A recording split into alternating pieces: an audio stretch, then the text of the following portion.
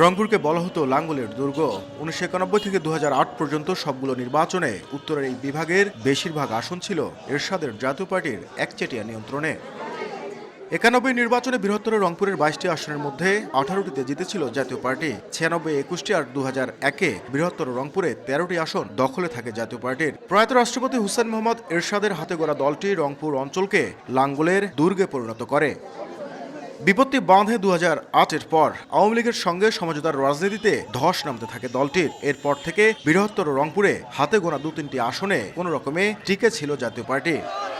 ২৪ পরবর্তী নির্বাচনে সব সমীকরণ বদলে গেছে রংপুরের রাজনীতিতে। গণঅভ্যুত্থানের পর কোণঠাসা হয়ে পড়ে জাপা। নির্বাচনে অংশ নিলেও দলটির চেয়ারম্যান জি.এম. কাদের সহ কোনো প্রার্থী জিততে পারেনি। জেলা তো বটেই, বৃহত্তর রংপুরেও শূন্য হাতে ফিরতে হয়েছে দলটিকে। জয়ী দলগুলো বলছে স্বৈরাচারের দোসর হিসেবে জাতীয় পার্টিকে প্রত্যাখ্যান করেছে রংপুরের মানুষ। তারা কোনো দায়িত্ব পালন করতেন না, রংপুরের মানুষের সমস্যার সমাধান করতেন না, এখানে থাকতেন না।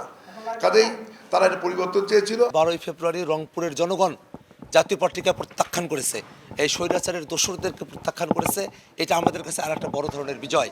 রাজনৈতিক বিশ্লেষকদের মতে লেজুরভিত্তিক রাজনীতির চর্চার কারণেই জনগণের আস্থা হারিয়েছে দলটি। একটা ইমোশনকে কাজে লাগিয়েছেন এরশাদ সাহেব। যে ইমোশনটা এরশাদের প্রতি ছিল, সেইটা ক্রমান্বয়ে উনি মারা যাওয়ার পরে ক্রমান্বয়ে কিন্তু সেটা কমতে থাকে। এবার রংপুর বিভাগের ৩৩টি আসনের মধ্যে ১৫টি বিএনপি, জামায়াত ১৭টি এবং এনসিপি পেয়েছে একটি আসন। এখন দেখার বিষয় আগামীর রাজনীতিতে নিজেদের অস্তিত্ব রক্ষায় কোন পথে হাঁটে জাতীয় পার্টি।